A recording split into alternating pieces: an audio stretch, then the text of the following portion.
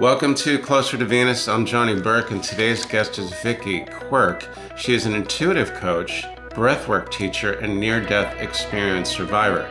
Today, we will be talking about how she utilizes the Akashic Records to help people heal their past, embrace the present, and move forward to their future. Viki, welcome to the program. Thank you so much for having me, Johnny. I'm excited to be here. So, how did you discover when you had intuitive or what people call psychic gifts? I can think back to childhood and having a lot of deja vu. That's kind of my first recollection of something being different. But my mom also had deja vu, so it didn't feel all that different. Then as I got older, I would just kind of know things before they happened. And I'm like, I don't know where this is coming from. It didn't really become clear until like my late 20s. And I was living with my then boyfriend, now husband. And I started seeing things in our apartment. And I was like, I don't know what is going on. And then I got really lucky. I was talking to the receptionist at my acupuncture place. We got to talking about all this stuff and all this work that she was doing. And I was like, oh, let me ask you something. So I started to describe it to her. And she was like, oh, girl, you've got some gifts that you are not using. And I was like, what are you talking about? And so her and I talked about it. Everything she said was like, yes, that makes sense. Yes, that makes sense. I then started to explore, what does it mean to be intuitive? What does it mean to be psychic in any way? And started to look into books. And then she put me on to a teacher who I eventually studied with for a number of years. And then I was like, oh, if I tap into this, if I use it, my life is easier. Right? And I'm not seeing weird stuff all over the place at night while I'm sleeping. I'm able to like manage this. And it was crazy to see how my anxiety subsided, how a lot of things just became more easy for me when I started to embrace that I could feel energies outside of myself. I could also take them into myself and needed to work on that. So it was kind of a serendipitous situation where who expects to be talking to the receptionist at the acupuncture place and have her say to you, hey, by the way, you're gifted. Actually, that's a really good point because many people get confirmation of these intuitive gifts could be a number of modalities. The Reiki healer experience seems to be an entry point for a lot of people to become aware of the intuitive gifts. Totally. Because I think it's a modality that feels very safe and comfortable and that is more well known now than a lot of other modalities are. And that was one of my first explorations also too, was after I had that whole revelation in the acupuncture office, was then I pursued receiving Reiki and later got my own attunements to become a Reiki practitioner. It's an easy access point, but I think it's a very profound access point where big things can happen, even though it seems rather simple and it feels safe to most people. It can be a super profound experience in it. And I think a lot of people are not expecting something like that to happen. They're not expecting to have an awakening or waking up or whatever you want to call it. So back to your intuitive abilities. You first got a glimmer of that when you were young, but you didn't really get full confirmation until you're in your 20s. Yeah. You also mentioned deja vu. Were these images, did this happen in dreams or was it a spontaneous? Oh, it was typically a dream that I would have. Then I would experience the exact same event a couple days later. And I was like, wait, did I dream that? Or did I do this twice? In my later teen years, it became much more prevalent that was happening. And I would sometimes be confused in class because I'm like, why do I already know the answer to this? I had dreamed it. And it was just this kind of trippy experience. And my mom had mentioned having deja vu, but it wasn't necessarily a conversation we really dived deep into. It didn't really start to click for me as that being a part of my gifts until I was in my 20s and actually right when my dad passed away. He had cancer twice. Second time around, he went terminal. And he was in the hospital over the weekend. And the second the phone rang, I had this flash to a dream I had had about a year before of the phone ringing us being called to the hospital, and on the way to the hospital in the dream and in reality, I had the thought of my dad just died. And when we got there, he had passed. So that was like the most pure confirmation I ever could have gotten, because it was the exact same situation playing out. Would that be an example of a premonition? Yes. Yes. I see it as that. That one feels more premonition, and other events that I've had happen feel more like a premonition, while others are deja vu. Others are like, oh, I've seen this somewhere. Oh, in my dreams, or a similar situation. I used to teach Pilates for 10 years. So when you do something all day long for hours a day, it's easy to dream about it and process it. That piece was really interesting for me, because there'd be times I was teaching a client and I'm like, wait, did I teach them the left side of this exercise in my dream, or did I teach it to them just now, and have to really kind of like navigate it? But that felt more deja vu. That was less about it being I saw something coming, and more about somehow I knew that day I was going to teach those exercises. It feels less dramatic. Deja vu, would that be like dreaming about a place that you've seen before, but Viki's never really been there? Have you had experiences like that? Yeah. Actually, this house that we're currently living in, I had that same experience. It's been interesting for me that so much of what's happened for me has been the times of difficulties, of times of trauma, that's kind of standard, I think, because the veil is thin. And when you're not in your body, you can pick up on a lot more things. I think it was more of me stepping into myself as a person, particularly my late 20s. My guides were like, hey, it's time for you to embrace these things. It's time for you to utilize these for yourself and to share these gifts with others. That was almost like a coming home moment for me, to start to say like, oh, I can have this stuff happen. And at that point in my late 20s, I had a couple teachers I was working with. I wasn't alone in it.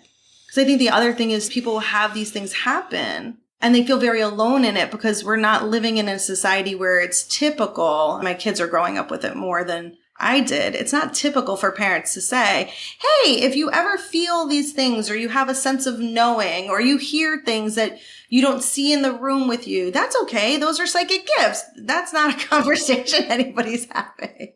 Not really. That's almost like if you're sitting around the dinner table, you can say, great, what past life memories do you have, Jimmy? Or, hey, did you have an awakening experience? You're right. We don't really have those kind of discussions. They're not really commonplace. You had just mentioned guides. I imagine that is a reference to spirit guides, right? Yes. What was your first experience with your guide or your guides? And how did that happen? What did they look like? And did you even know their names? That's been an interesting experience for me. So my primary psychic skill is claircognizance. So I just know things. So when people will ask me, oh, what do my guides look like? Good question. I don't necessarily know what they look like. I don't have that clear visual of them, but I know what they're like in their energy, or what they feel like to me. Sometimes there will be a face or something that I know. It was in my early 20s. I was about to go on a date with a guy, and I got this very male voice in my head that said, this is not a good idea. Turned out it wasn't a good idea, and I should have listened. But wow. Back then I didn't know, right? But it was like, whoa, what was that? And that's happened to me a couple times, where there'll be this knowing that I'm hearing a voice. I have had really cool, very clear visuals of who my guides are in readings with other practitioners. I have one practitioner in particular I work with all the time, and also in my breathwork sessions. So when I practice breathwork, I'll get sometimes this really clear visual, and they'll like float above my face while I'm breathing. And I'm like, oh, this is a Native American guide, or, oh, this is a nomadic witch from a past life who's my guide. And it's more of the knowing that they're there and that feeling of somebody is with me. And it varies. My guides have changed over the years and over my commitment to my work and how things have gone, it's changed where sometimes I feel more angelic presence, which feels really soft and easy and very soft spoken.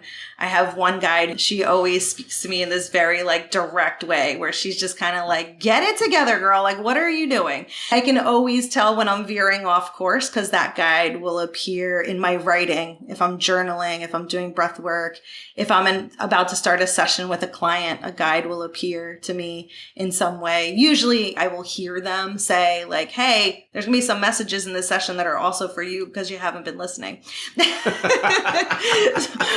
Mine are pretty direct. I'm going to reference something which happened in another episode where this woman was about to end her earthly existence. And as she walked into the kitchen to the drawer, she heard a voice saying, sit down. She looked around. Obviously, there wasn't anyone else in the room, and she kept walking. And in a very loud voice, that voice said, sit down. I'm not going to go into the whole episode there, but my question is that more of a clairaudient moment, or is that more of a claircognizant, or is it a mixture of the two?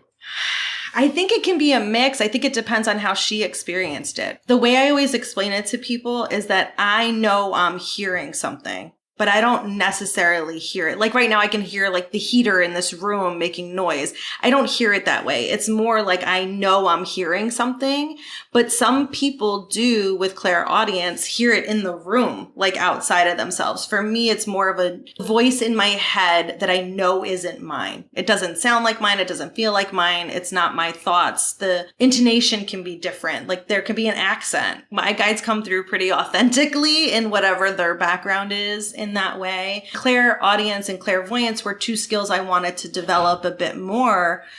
And what I've worked on in my like 10-ish years of doing this, I've worked to develop some other skills because I do think there's value in you honoring your primary skills and value in exploring other skills that you have as well too.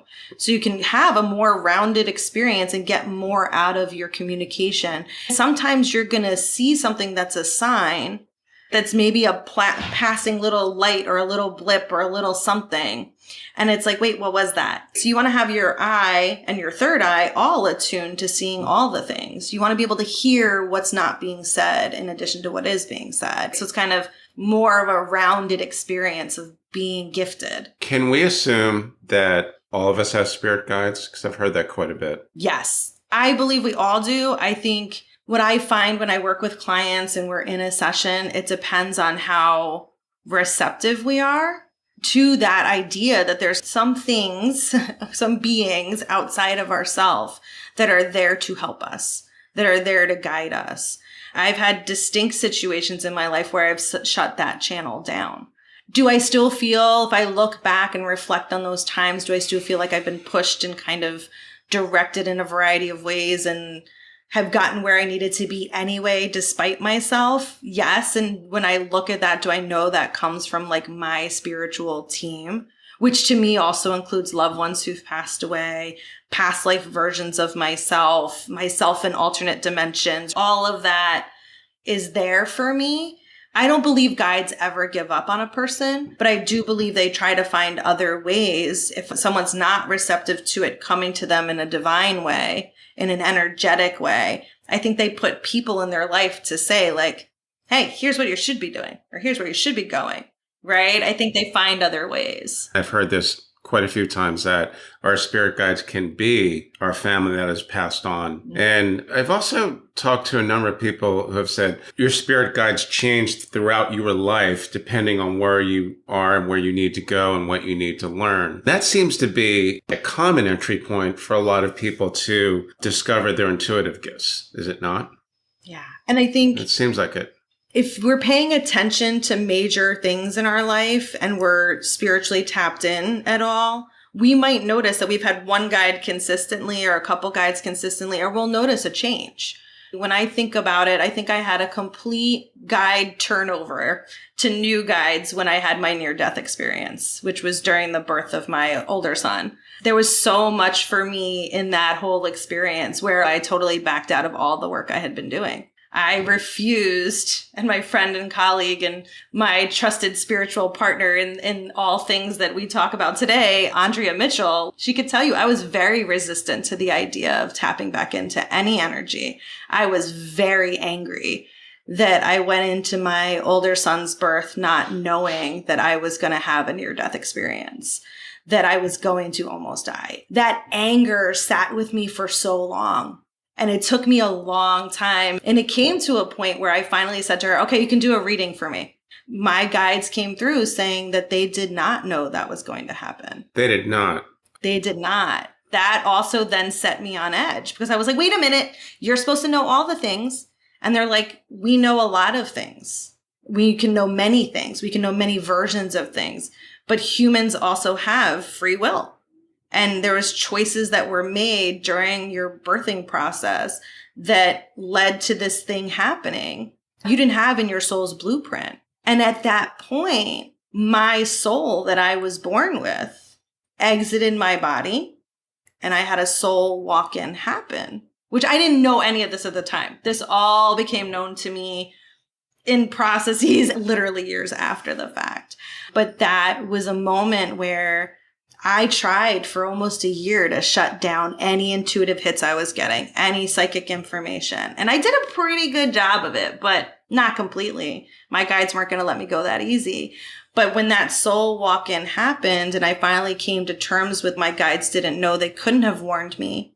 That whole team of spiritual guides that I had, I felt change within the next couple months after that. And I had a new set of guides appear that I think were more in alignment with the soul I have now and also more in alignment with where I was and could be kind of a fresh set of spiritual eyes and ears and support for me that I wasn't so angry at. So that's the first time I've heard the term soul walk-in, but I also think it ties into something you mentioned earlier, which is, I think, pre-birth planning. Yes. Which means you have a blueprint. You are in that in-between space that Dr. Michael Newton obviously wrote about. And you pick your mom, you pick your dad, and the boyfriend that's going to break your heart and all that good stuff. And then you come back down here and you forget about it. But then you have a near-death experience, which apparently your guides did not know about. But it's because basically you had one soul go away and a soul walk in. It's almost like a musician saying, I don't like that plugin, so we're going to use this one. That's a better whatever. Maybe that's a crude analogy, but it sounds like it's almost like a transplant.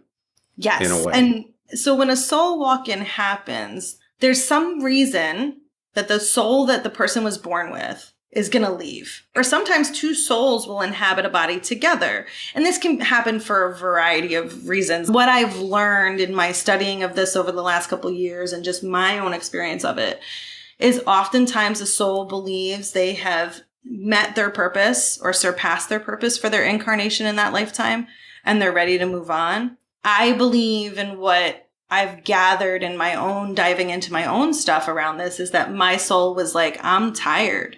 This has been a really hard lifetime. There's been a lot of trauma. There's been a lot of stuff. I've done a lot of work. I've changed in a lot of ways. I've grown in a lot of ways, but I'm ready. I can't be here. And this body is failing. So if this body wants to continue on, I'm willing to turn it over to another soul that's willing to incarnate into an established body versus coming into a newborn.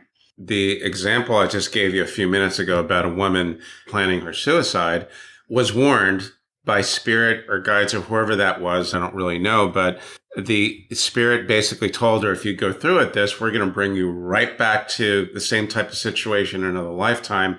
Could that be that person, her soul is going to walk into someone else's body in the same situation? Does that make sense? Yes, it does make sense. In that case, I could see it happening where her soul is like, okay, I'm out and returns to the spirit realm and maybe hangs out in the spirit realm for a while or then incarnates into somebody else. But another soul could step in and she survives that attempt of suicide. If she dies from that attempt of suicide, she might come back. Her soul wouldn't have necessarily walked out for another one to walk in. Her soul could return to the spirit realm and then get reincarnated into another person with all the same lessons and experiences. They're going to vary. They might be a different flavor of those things, but that can happen. That's part of when we look at what our repeated patterns are in a lifetime, the things we consistently do. I always look at it from two perspectives. Like, what was going on for you in your upbringing that maybe developed as a coping skill?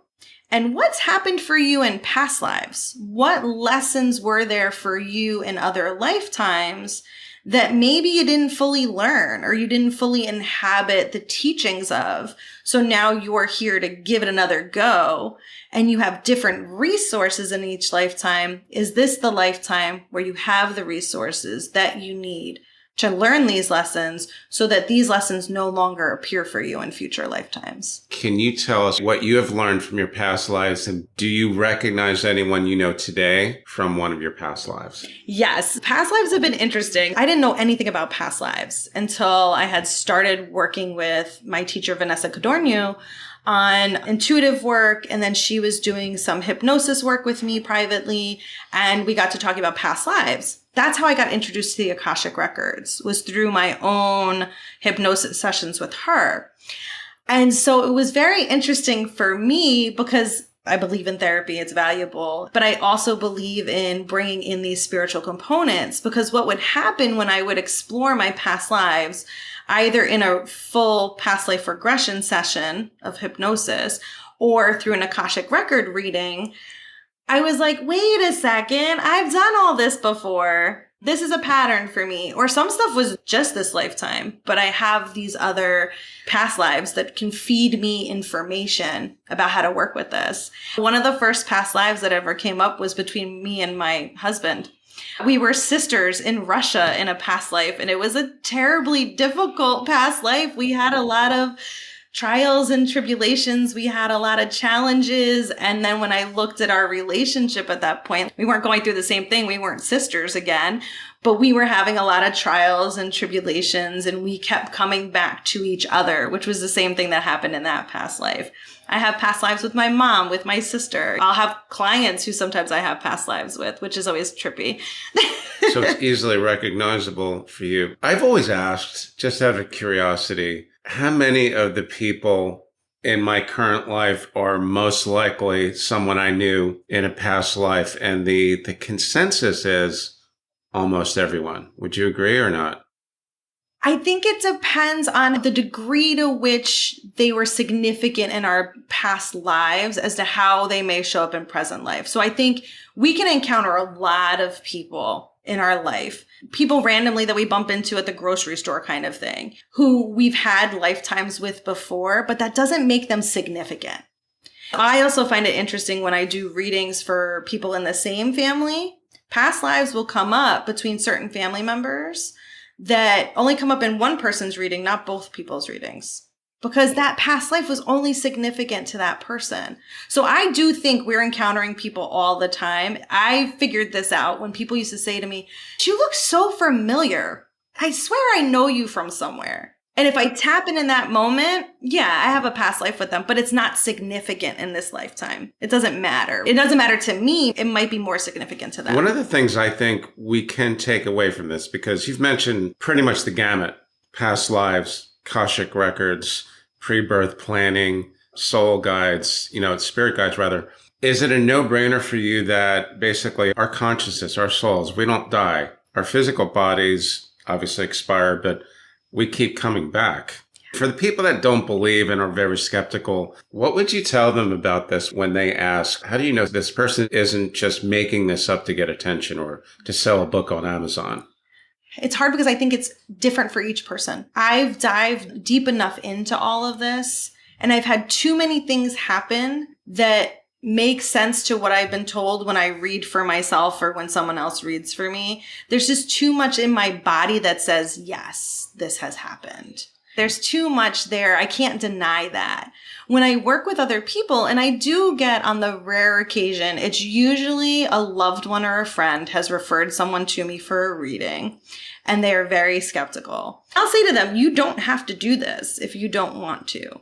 Some of it can be fear of what they're going to find out and what they're going to feel compelled to or feel like they have to do with the information they receive. And so when I have those readings where someone's like, no, I'll do it, but they're resistant, I'll usually ask their guides, give me something that they can connect with safely, that feels comfortable for them, that feels like they've already know this and I'm just confirming it for them.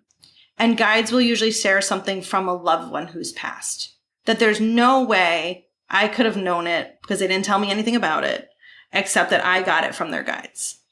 And then I can start to build that trust and that rapport. And then people start to make their own connections, which is the most beautiful thing in a session to see, is to see the person say, this is connected to this and this is connected to that. Then they start to open up to the idea of a past life. I find it easiest in that supportive and safe space to have that conversation.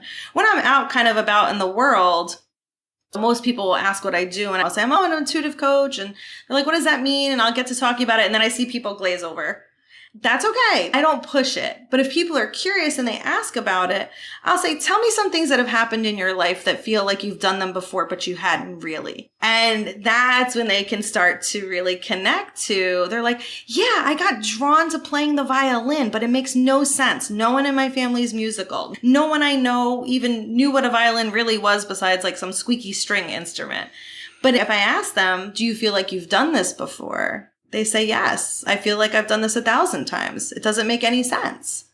It's because they did it in a past life. And their soul is like, hey, this is good for you. Do that again. Let me draw you into that. Let me get you to something that's going to help you. Let's talk about your practice. So with the Akashic Records and past lives and maybe even the in-between space where we make our blueprint, how do these things manifest in your work with your clients?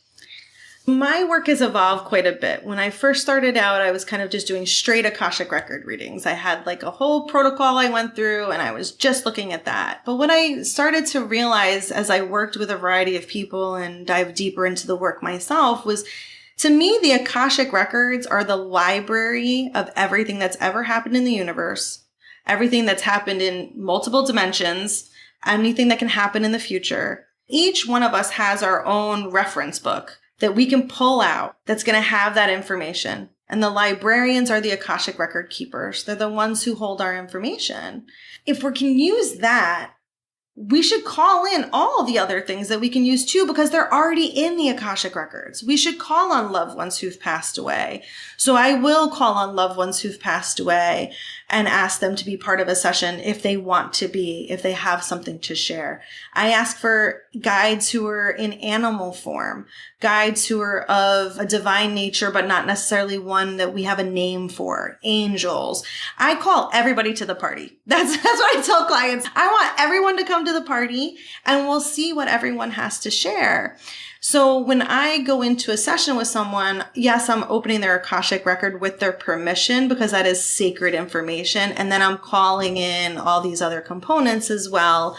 I do energy work within them. We can release energetic blocks, which will then release over time and space.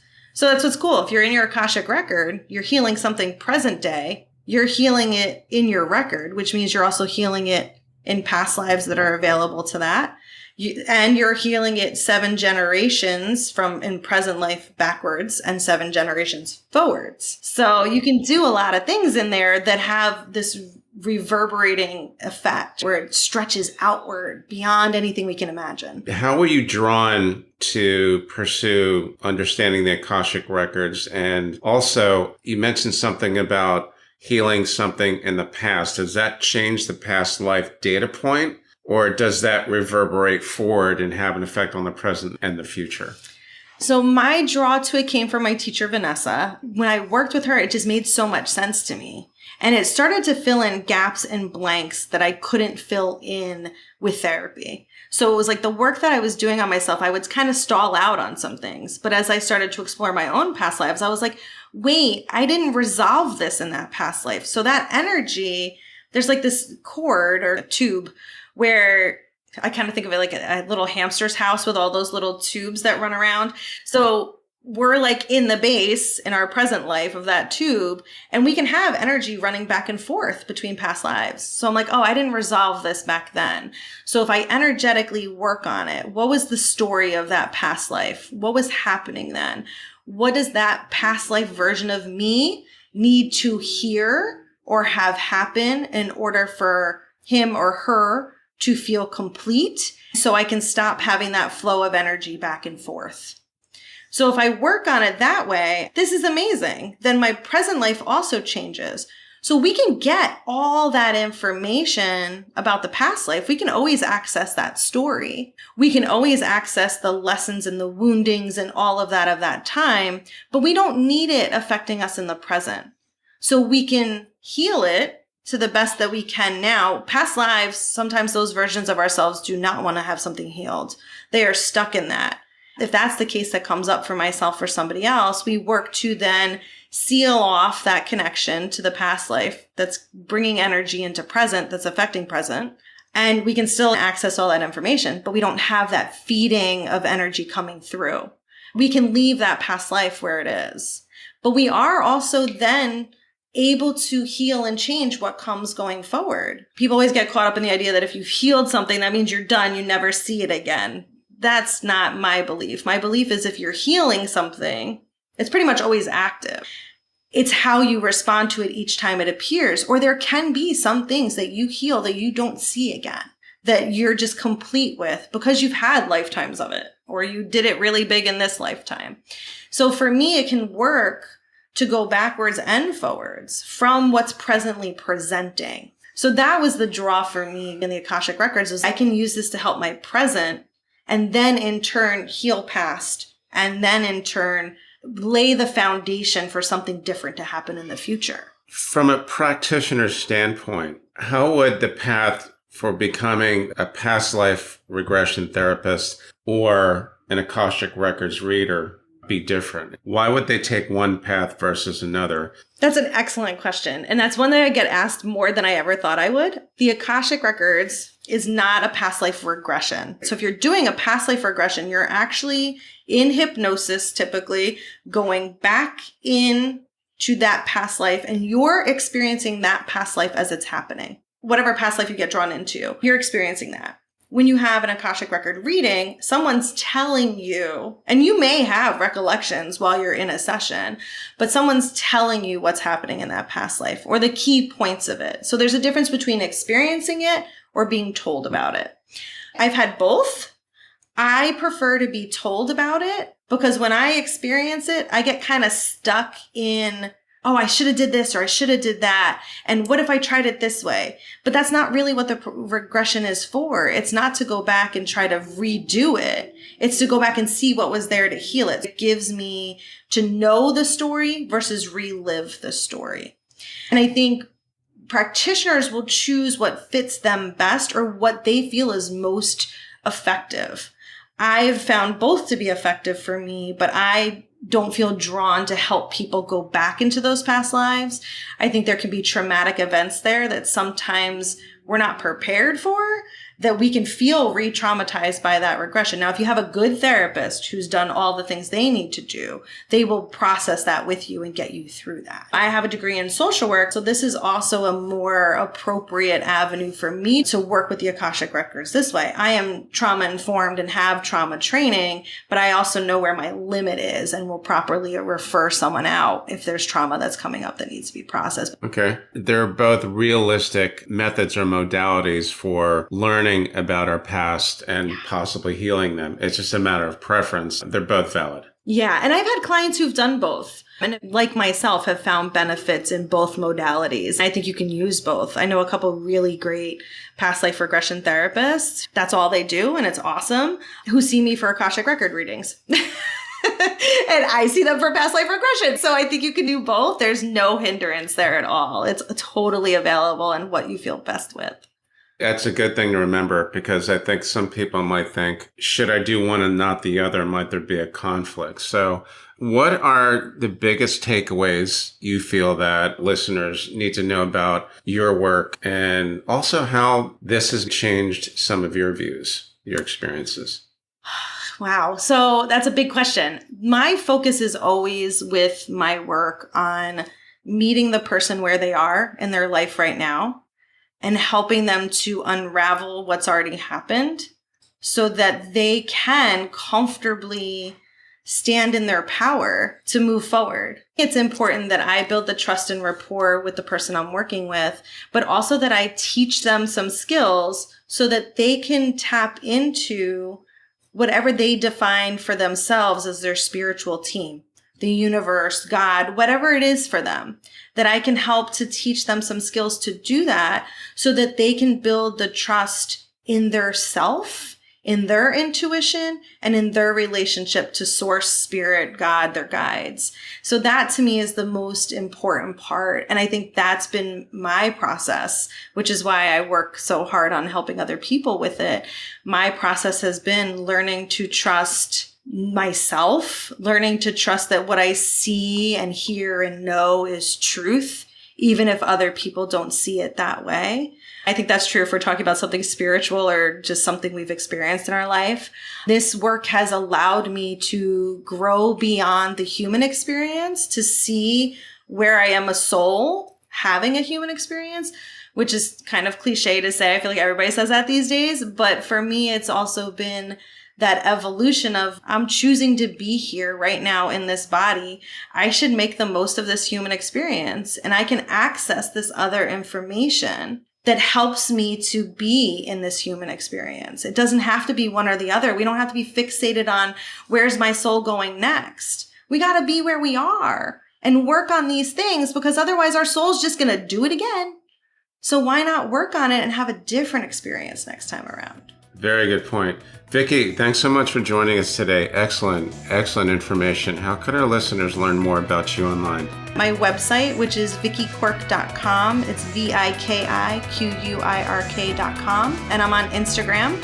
That is Viki, VIKI_Quirk, QUIRK. Excellent. I will put that in the show notes and the transcript as well. You've been listening to Closer to Venus. I'm Johnny Burke. If you enjoyed today's episode, please consider subscribing. You can also leave us a review on iTunes as well. Thanks again for tuning in, and we'll see you next time.